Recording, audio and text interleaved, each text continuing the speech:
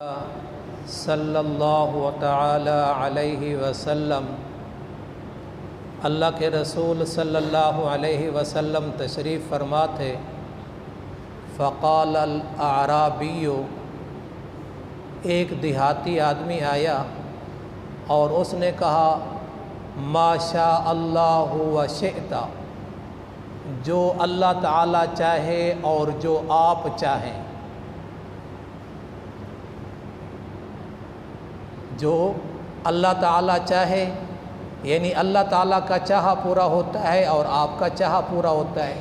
آپ صلی اللہ علیہ وسلم نے فرمایا اجعلتنی للہ ندًا، تو نے مجھے اللہ تعالیٰ کا شریک بنا دیا۔ قل ما شاء اللہ وحدہ، کہے تو ایک اللہ تعالیٰ کا چاہا پورا ہوتا ہے، جو اللہ تعالیٰ چاہتا ہے وہی ہوتا ہے۔ وما تشاءون الا ان یشاء اللہ رب العالمین، تمہارے چاہت پوری اس وقت تک نہیں ہو سکتی جب تک اللہ رب العالمین نہ چاہے۔ اور قرآن مجید میں مختلف مقامات پر اللہ تبارک و تعالیٰ نے اس کا تذکرہ فرمایا۔ ایک جگہ فرمایا بل للہ الامر جمیعا،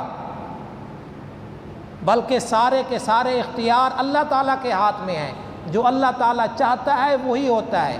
ایک اور مقام پہ فرمایا للہ الامر من قبل و من بعد، اللہ تعالیٰ کے امر ہی پورے ہوتے ہیں، اللہ تعالیٰ کے معاملات، اللہ تعالیٰ جو فیصلہ کرتا ہے وہی ہوتا ہے، پہلے بھی اور بعد میں بھی۔ آج تک جو ہوا ہے وہ کس کے چاہ سے ہوا ہے، اور آج کے بعد جو کچھ ہوگا وہ کس کے چاہ سے ہوگا۔ اور دوسری روایت میں آتا ہے، صحیح بخاری میں بھی ہے یہ روایت، دوسری جگہوں پہ بھی ہے، آپ صلی اللہ علیہ وسلم نے فرمایا ان تجعل للہ ندًا، پوچھا گیا بڑے گناہوں میں سے بڑا گناہ کون سا ہے، تو آپ صلی اللہ علیہ وسلم نے فرمایا ان تجعل للہ ندًا، یہ کہ تو اللہ کے ساتھ کسی کو شریک بنائے۔ وہو خلقک، حالانکہ وہ تمہیں پیدا کرنے والا ہے۔ پیدا کرنے والا کون ہے؟ اللہ تبارک و تعالی۔ پیدا کرنے میں اللہ تعالیٰ کے سوا کوئی اور ہستی ہے جو پیدا کر سکے؟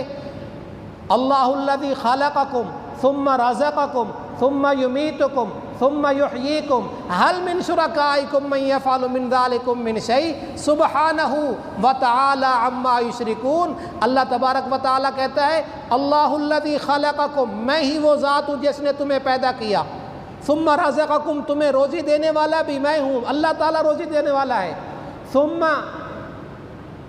ثم یمیتکم، پھر موت والا معاملہ بھی اللہ تعالیٰ کے اختیار میں ہے، ثم یحییکم، پھر زندہ کرنے والا معاملہ بھی اللہ تعالیٰ، پھر اللہ تعالیٰ ہی زندہ کرے گا۔ اللہ تعالیٰ نے پیدا کیا، اللہ تعالیٰ روزی دیتا ہے، اللہ تعالیٰ موت دے گا، اور پھر اللہ تبارک و تعالیٰ ہی دوبارہ زندہ کرے گا۔ ایسا کام کوئی کرنے والا اللہ تعالیٰ کے سوا کوئی اور ہے؟ نہیں ہے۔ تو اس لیے اللہ تبارک و تعالیٰ کی ذات وحدہ لا شریک ہے، اپنی ذات میں بھی اکیلا ہے، اپنی صفات میں بھی اکیلا ہے، اور سارے معاملات کو چلانے والا اکیلا اللہ ہے۔ تو دعا ہے اللہ تبارک و تعالیٰ عقیدہ توحید کی سمجھ نصیب فرمائے، اور پیارے پیغمبر صلی اللہ علیہ وسلم کی ختم نبوت